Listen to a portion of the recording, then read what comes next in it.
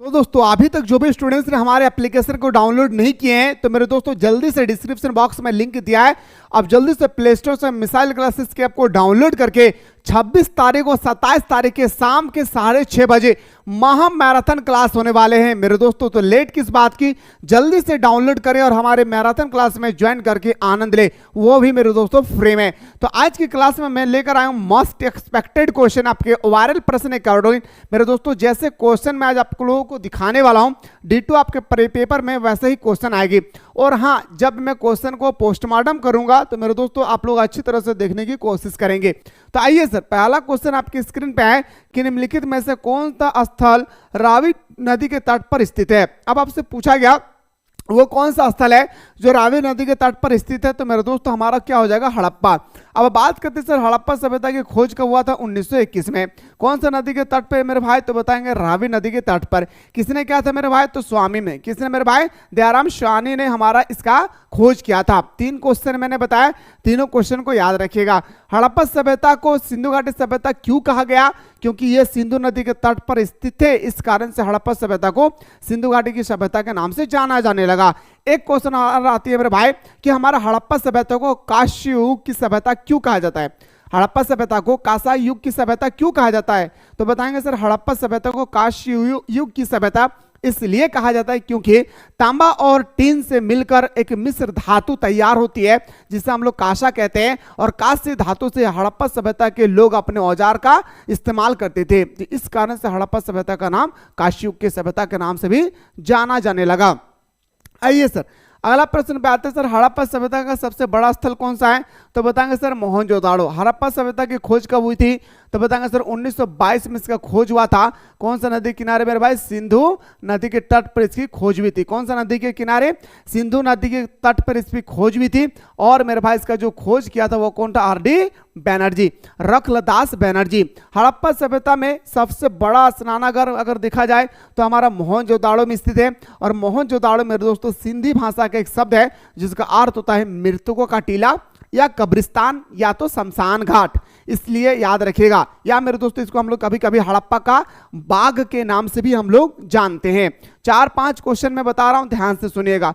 अब कालीबागान कहाँ है सर, तो कालीबागान राजस्थान में स्थित है। याद रखना कहाँ पे, कालीबागान कहाँ पे है मेरे दोस्तों, राजस्थान में स्थित है। और कालीबंगा हड़प्पा सभ्यता में जो हमारा हलों से जुते हुए जो साक्ष्य मिला है, हल से जुते हुए जो साक्ष्य मिला है वो हमारा कालीबंगा में ही मिला है।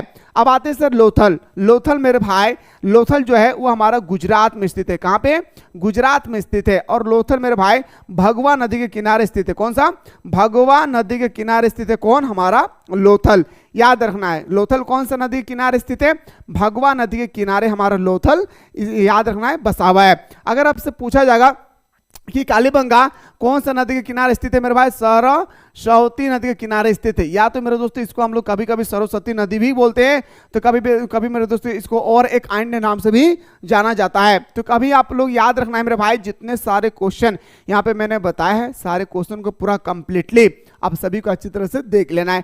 क्वेश्चन जैसे भी आए दिल पे इरादा करके रखना है सर। 42 में से 42 ला के दिखाऊंगा सर। 42 नहीं 30 मार्क्स का ऑब्जेक्टिव होता है।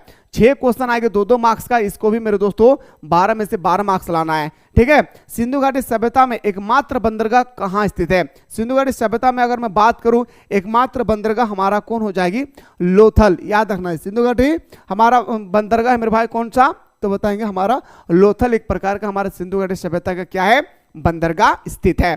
आइए सर बात करते हैं अगला प्रश्न पे कि बौद्ध साहित्य के अनुसार भारत में कितने महाजनपदों का उल्लेख हुआ है, या तो कितने महाजनपदों का विकास हुई है। सबसे पहले तो आप याद रखिएगा कि हमारा बौद्ध धर्म के कौन सा ग्रंथ में हमारा 16 महाजनपदों का उल्लेख हुई है, तो बताएंगे सर याद रखना है हमारा अंगुत्तर निकाय।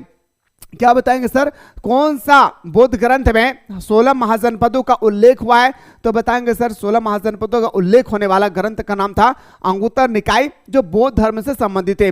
कितना हमारा महाजनपद थे, 16 महाजनपद। इनमें से एक महान महाजनपद था जिसे हम लोग मगध महाजनपद कहते हैं। और यही क्वेश्चन आपके पेपर में 5 मार्क्स का छपेगा कि हमारा जो मगध है वह सबसे शक्तिशाली होने का क्या कारण है। मगध जो है वह सबसे शक्तिशाली होने का क्या कारण है, इसके बारे में विवेचना करें। यह क्वेश्चन आप लोगों के पेपर में हर साल छपता है मेरे दोस्तों, जो मैं आप लोगों को अगला वीडियो में लेकर आ रहा हूं कि 5-5 मार्क्स का क्वेश्चन अगर आए तो आपको कैसे डिक्लेयर करना है, कैसे आंसर लिखना है, सारा चीज मैं बेहतर तरीके से आप लोगों तक पूरी तरह से समझाने की कोशिश करूंगा। अब आइए सर अगला क्वेश्चन पे आते हैं। सर दक्षिण भारत में स्थित भारत का एकमात्र महाजनपद कौन सा है? आपसे पूछा गया मेरे भाई कहां पे, दक्षिण भारत में, तो दक्षिण भारत में हमारा अस्मक स्थित है। कौन सा? अस्मक। ऑप्शन नंबर हमारा सी इसका सही उत्तर हो जाएगा। अशोक के अभिलेख को सर्वप्रथम किसने पढ़ा? मेरे भाई सबसे पहले आपको पता होना चाहिए कि हमारा जो स्तूप है मेरे भाई, इसका जो आविष्कार होती है वो कब होता है? 1818 में। कब होती है?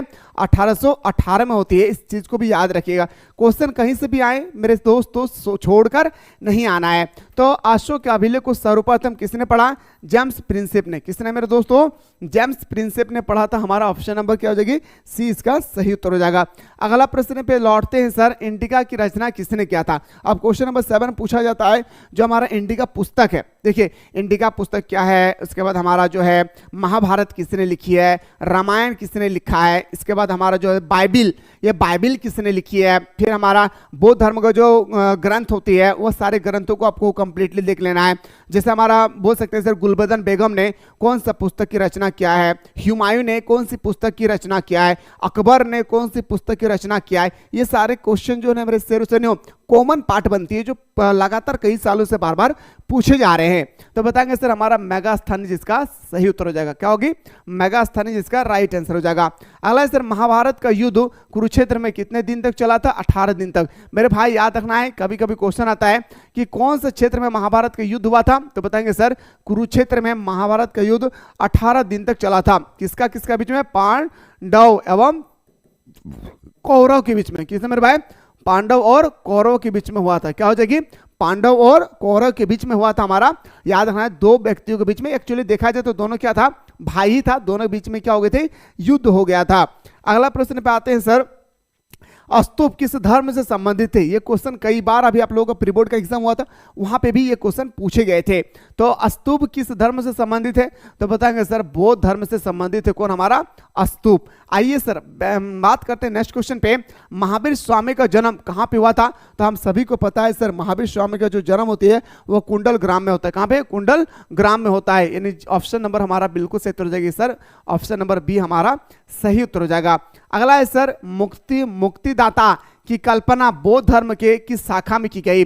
मुक्तिदाता की जो कल्पना की गई थी बौद्ध धर्म में, वो कौन से शाखा में किया गया था, ये आपसे यहाँ पे पूछा गया है। तो महायान। याद रखना है, बौद्ध धर्म का 2 भाग थे मेरे दोस्तों, हीनयान और महायान। इसी तरह से जैन धर्म का 2 भाग था, श्वेतंबर और दिगंबर। याद रखिएगा, श्वेतंबर और दिगंबर, ये हमारा जैन धर्म का 2 अनुयायी था, 2 भाग थे।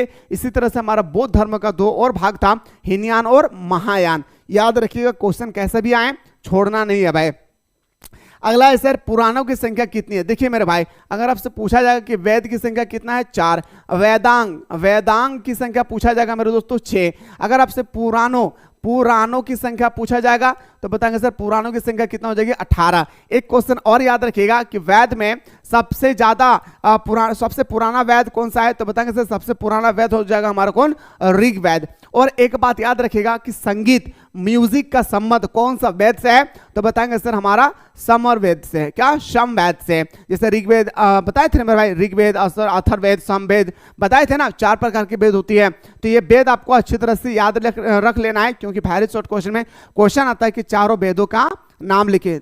अथर्ववेद, समवेद, ऋग्वेद बताए थे ना, तो याद रखना है। ठीक है, चलिए सर अगला है सर अल-बिरूनी किस भाषा का जानकारी नहीं था? अब ये क्वेश्चन मेरे दोस्तों आप सभी के माइंड में पूरा खटखटा होगा कि ये क्वेश्चन का आंसर कुछ और बता रहे हैं। नहीं भाई, ये रियलिटी है कि जो अल-बिरूनी थे वो मेरे भाई यूनानी भाषा का उनकी जानकारी नहीं था। हमारा जो अल-बिरूनी था उनको यूनानी भाषा के बारे में कुछ भी नॉलेज नहीं थे। अगला प्रश्न पे आते हैं सर, इब्न बतूता ने किस पुस्तक की रचना किया है? अब हमारा जो इब्न बतूता, अभी मैंने जैसे कहा कि पुस्तक से क्वेश्चन आएगा ही आएगा, इस चीज को याद रखेगा। तो अल-बिरूनी ने आखिर कौन सा पुस्तक की रचना किया है? तो बताएंगे सर रिहाला। याद रखना है। क्या बताएंगे सर? रिहाला। रिहाला नामक पुस्तक की रचना किसने किया था? अल बिरूनी ने किया था। किसने मेरे दोस्तों? इब्न बतूता ने, सॉरी भाई, इब्न बतूता ने किया था। अगला प्रश्न पे आते हैं सर, पीर का अर्थ क्या होती है? देखिए ये पीर होती है ना, एक्चुअली मुस्लिम संप्रदाय में इसका इस्तेमाल किया जाता है, हमारा पीर शब्द का।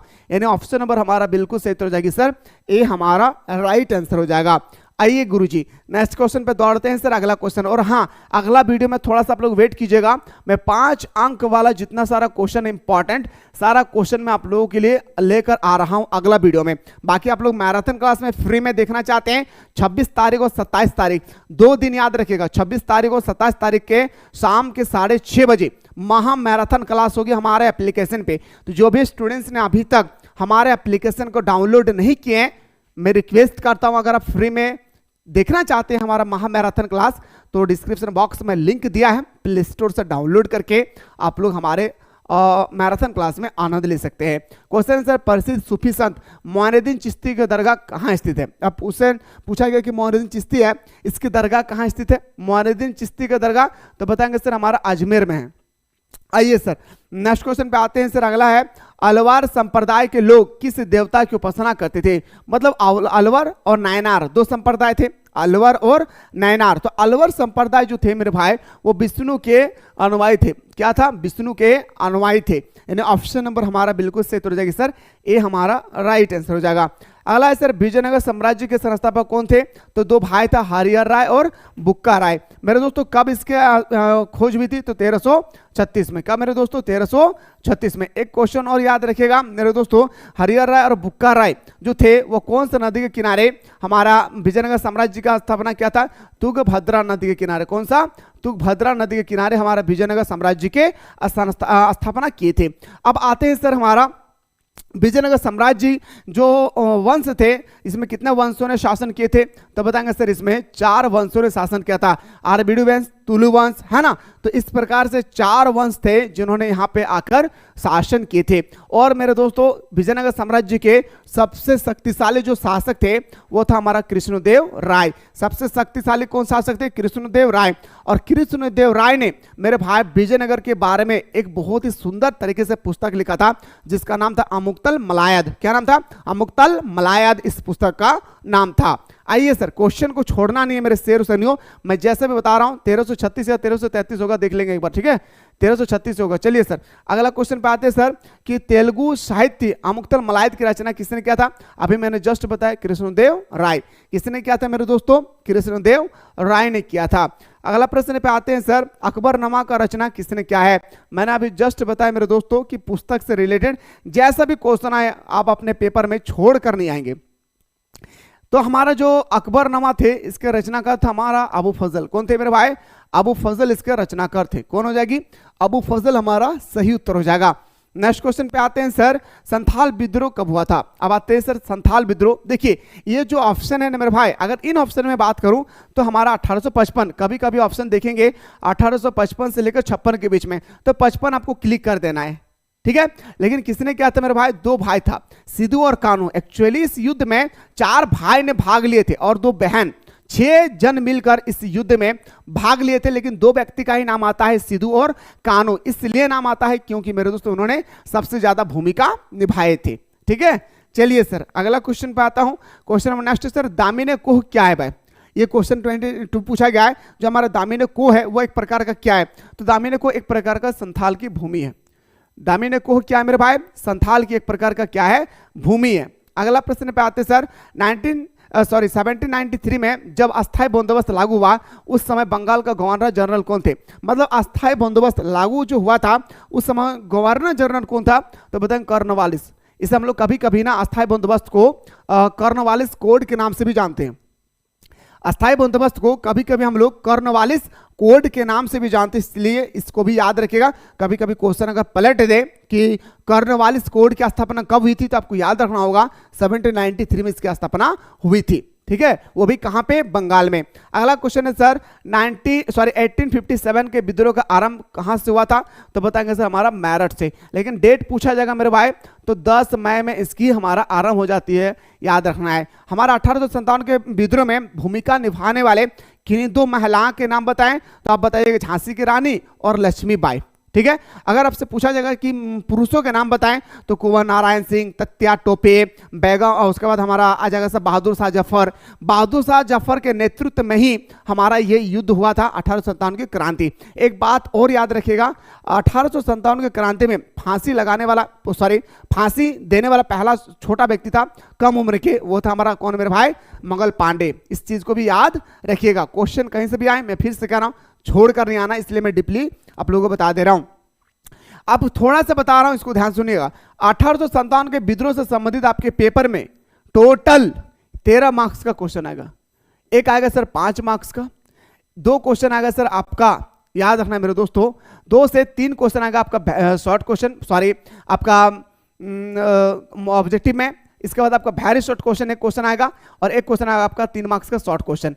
इसीलिए मेरे भाई इस टॉपिक को ज्यादा इंपॉर्टेंट दीजिए, इस टॉपिक को ज्यादा से ज्यादा आप लोगों को क्या करना है, इंपॉर्टेंस देना है।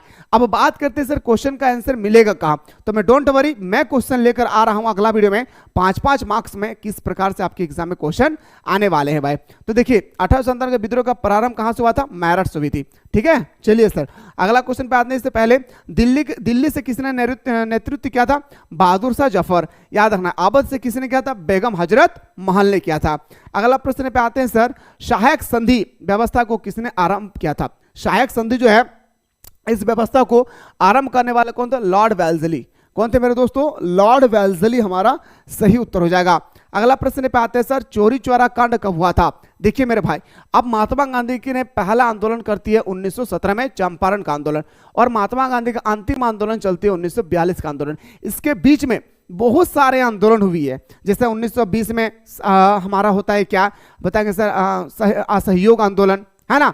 1920 में हमारा असहयोग आंदोलन होती है। इसके बाद हमारा चोरी चोरा कांड होता है, जालियांवाला बाग हत्याकांड होती है, सविनय अवज्ञा आंदोलन होता है। उसके बाद दांडी मार्च होती है, प्रथम गोलमेज सम्मेलन, दूसरा गोलमेज सम्मेलन होती है। इसके बाद भारत छोड़ो आंदोलन होती है। यानी महात्मा गांधी के द्वारा जितने सारे आंदोलन हुई है, या महात्मा गांधी के काल में जितने सारे आंदोलन हुआ है, सारे आंदोलन के बारे में आपको A to Z पता होना चाहिए, क्योंकि मेरे दोस्त वहां से आपका 7 मार्क्स का क्वेश्चन आएगी।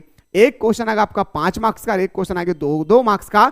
एक आपका ऑब्जेक्टिव क्वेश्चन में 2 क्वेश्चन आएगी, तो इसलिए 5 और 2 7 मार्क्स को यूं ही अपने हाथों से ना छोड़े भाई।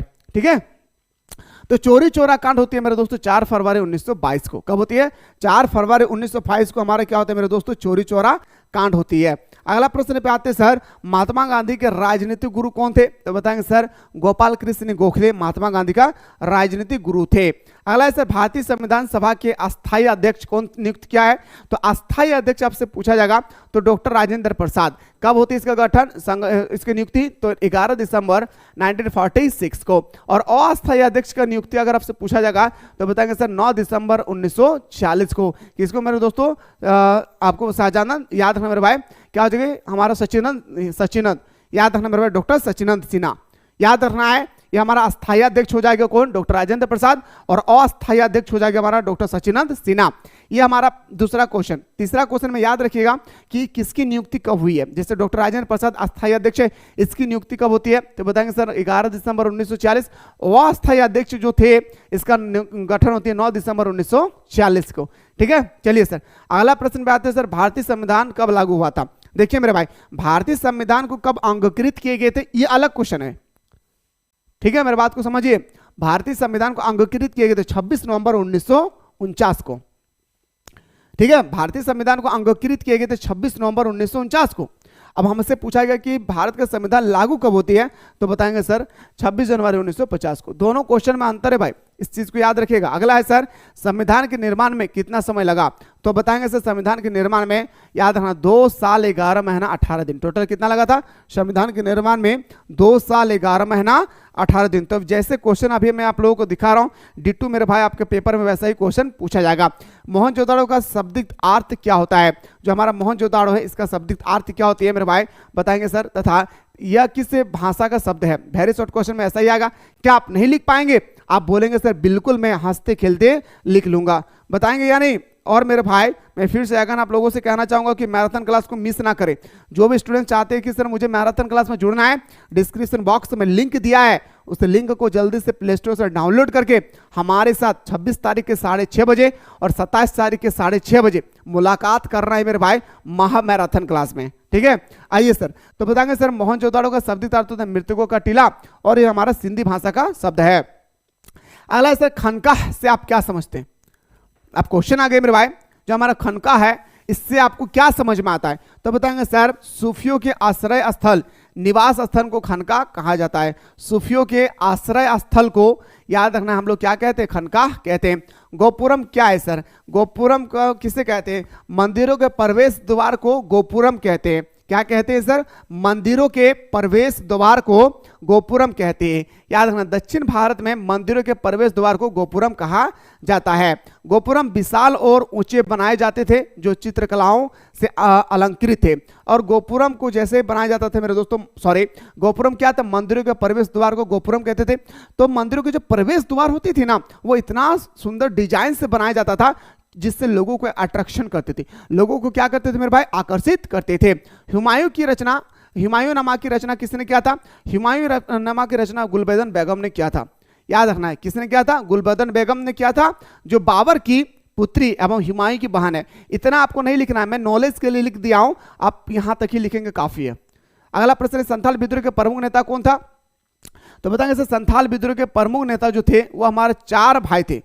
याद रखना है, 4 मुर्मू भाई थे, सिद्धू कानू, चांद और भैरव। सिद्धू कानू और, अभी मैंने जैसे डिस्कस किया था ना, 4 भाई थे, सिद्धू कानू और चांद और भैरव, तथा जो 2 जुड़वा मुर्मू बहन थे भाई, फूलो और झानो।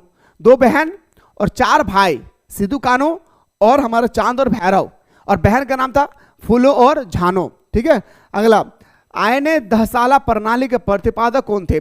आयने दहसाला के प्रतिपादक कौन थे मेरे दोस्तों? आयने दहसाला के प्रतिपादक टोडरमल थे। कौन थे? टोडरमल थे। और ये टोडरमल अकबर का वित्त मंत्री भी था। ये टोडरमल अकबर का वित्त मंत्री भी थे, इस चीज को भी याद रखिएगा। अगर आपसे क्वेश्चन पूछा जाएगा कि अकबर का वित्त मंत्री आखिर किसे कहा जाता है, तो आपको बताना है टोडरमल। ठीक है, तो आयने दहसाला के प्रतिपादक टोडरमल थे, जिसे अकबर ने भूमि विभाग का अध्यक्ष नियुक्त किया था। जिसे अकबर ने भूमि विभाग का क्या नियुक्त किया था? अध्यक्ष नियुक्त किए थे। इंडो सारासैनिक स्थापत्य शैली का भारत में 2 उदाहरण थे। इंडो सारासैनिक स्थापत्य शैली का भारत में 2 उदाहरण क्या है मेरे दोस्तों? तो एक बताना है आपको India gate of India, India gate नहीं, गेट ऑफ इंडिया बताना है, दोनों अलग है भाई। इंडिया गेट दिल्ली में है और गेट ऑफ इंडिया मुंबई में है, दोनों अंतर है भाई। इस शैली के उदाहरण में इंडो सारासैनिक की बात करें तो ये हमारे गेट ऑफ इंडिया एक है, और दूसरा हमारा कौन है? ताज होटल। आप लोग नाम सुने होंगे। दूसरा नंबर में हमारा कौन आता है? ताज होटल, जिसका जो निर्माण हुई है वो इंडो सारासैनिक स्थापत्य शैली से इसका निर्माण हुआ है। अगला है सर संविधान सभा की प्रथम बैठक कब हुई और किसने अध्यक्षता किया था? संविधान सभा की पहला बैठक होती है 9 दिसंबर 1946 को, जिसका अध्यक्ष किए थे हमारा डॉक्टर सचिदानंद सिन्हा। लेकिन मेरे भाई डॉक्टर सचिदानंद सिन्हा को हटा दिया गया 2 दिन बाद ही। ठीक है, हटा दिया गया, और उसके पद को किसने नियुक्त किया था? तो बताएंगे उसके पद को नियुक्त करने वाला था डॉक्टर राजेंद्र प्रसाद। ठीक है, आइए सर, महात्मा गांधी किस भाषा को राष्ट्रीय भाषा बनाना चाहते थे? तो हिंदी भाषा को राष्ट्रीय भाषा बनाना चाहते थे। याद रखना, कौन सा भाषा को है? हिंदी भाषा को राष्ट्रीय भाषा बनाना चाहते थे। भारत के अंतिम गवर्नर जनरल कौन था? आपसे यहाँ पे पूछा गया कि भारत के आखिर अंतिम गवर्नर जनरल कौन थे? तो भारत का अंतिम वायसराय लॉर्ड माउंटबेटन। क्या हो जाएगा सर? भारत का अंतिम वायसराय कौन हो जाएगा? Lord Mountbatten. भारत का अंतिम वायसराय कौन हो जाएगा? Lord Mountbatten. संविधान निर्मात्री सभा का गठन किस योजना के आधार पर किया गया था? तो बताएंगे सर कैबिनेट मिशन योजना। कब हुआ था? 1946। कैबिनेट मिशन योजना 1946 को हुआ था। इसका निर्माण हमारे संविधान किस मिशन के माध्यम से? कैबिनेट मिशन योजना के माध्यम से। स्वतंत्र भारत के प्रथम गृह मंत्री कौन थे? सरदार वल्लभ भाई पटेल स्वतंत्र भारत के प्रथम गृह मंत्री थे। सरदार वल्लभ भाई पटेल कौन थे? तो याद रखिएगा हमारा प्रथम गृह मंत्री थे देश का। प्रथम शिक्षा मंत्री कौन थे? अबुल कलाम आजाद, नॉट अब्दुल कलाम आजाद, अबुल कलाम आजाद। ठीक है। भारत का प्रथम प्रधानमंत्री पंडित जवाहरलाल नेहरू। भारत के प्रथम राष्ट्रपति डॉक्टर राजेंद्र प्रसाद। याद रखिएगा। संविधान सभा में सर्वप्रथम हिंदी को राष्ट्रभाषा बनाने की मांग किसने किया था? तो बताएंगे सर, संविधान सभा में सर्वप्रथम हिंदी को राष्ट्रभाषा बनाने की मांग संयुक्त प्रांत के कांग्रेस सदस्य आर.बी. धुलेलकर ने की थी। किसने किया था? आर.बी. धुलेलकर ने क्या था? किसने क्या था मेरे दोस्तों? आर.बी. धुलेलकर ने क्या था कि भारत का राष्ट्रभाषा हिंदी होनी चाहिए, पहले इन्होंने मांग किया था। ठीक है। आइए सर, किस रियासतों के प्रतिनिधित्व संविधान सभा में सम्मिलित नहीं था? मैंने आप लोगों को थ्योरी पार्ट में फाउंडेशन कोर्स में चिल्ला चिल्ला कर बताया था। एक हमारा जूनागढ़, एक हमारा हैदराबाद था, बताए थे या नहीं? तो संविधान सभा में सर्वप्रथम हिंदी को राष्ट्रभाषा बनाना, अच्छा याद रखना है, दो चीज याद रखना मेरे भाई, ये क्वेश्चन का आंसर यहाँ पे गलत है भाई। ठीक है, तो बताएंगे सर, याद रखना है, इसका जो राइट आंसर हो जाएगा हमारा, कौन हो जाएगा? तो एक होगा सर हमारा जूनागढ़, जूनागढ़। लेकिन एक चीज याद रखिएगा, इसका अधिकतर आंसर होगा हमारा हैदराबाद। कौन हो जाएगा मेरे भाई? हैदराबाद का बिरयानी। याद रखना है। अगला है सर, किस रेसी, या तो अभी मैंने जस्ट इसका आंसर बताया है ना, क्या हो जाएगा सर? हमारा हो जाएगा हैदराबाद, है ना। वही चीज आपसे यहाँ पे कह रहा था। स्वतंत्र भारत के प्रथम प्रधानमंत्री, आप सभी को पता है पंडित जवाहरलाल नेहरू इसका प्रधानमंत्री था। संविधान सभा द्वारा प्रारूप समिति का अध्यक्ष भीमराव अंबेडकर थे। प्रारूप समिति का अध्यक्ष कौन था? तो बताएंगे सर, भीमराव अंबेडकर थे। लेकिन मेरे भाई, संविधान सभा द्वारा प्रारूप समिति का गठन कब किया गया? तो बताएंगे सर 29 अगस्त 1947 को। कब मेरे भाई?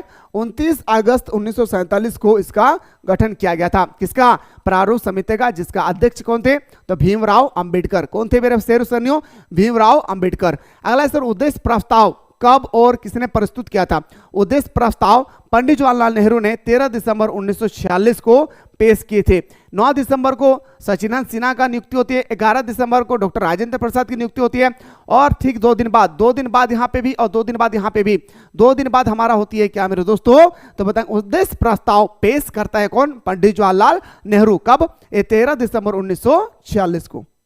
क्वेश्चन जैसे बता रहा हूं, सारा क्वेश्चन को कंप्लीटली करने है। अभी मैं आप लोगों को बताया क्या 42 मार्क्स कैसे लाना है।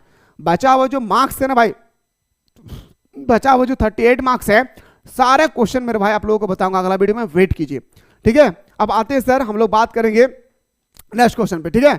अगर आप लोग चाहते हैं सर हाँ अगला क्वेश्चन होने चाहिए यहां से मेरे भाई, तो अगला क्वेश्चन मैं आप लोगों को बताने की पूरी कोशिश करूंगा, जो आपके पेपर के अकॉर्डिंग मस्ट इंपॉर्टेंट होगी। फिलहाल हम लोग बात करता हूं भाई नेक्स्ट वीडियो में।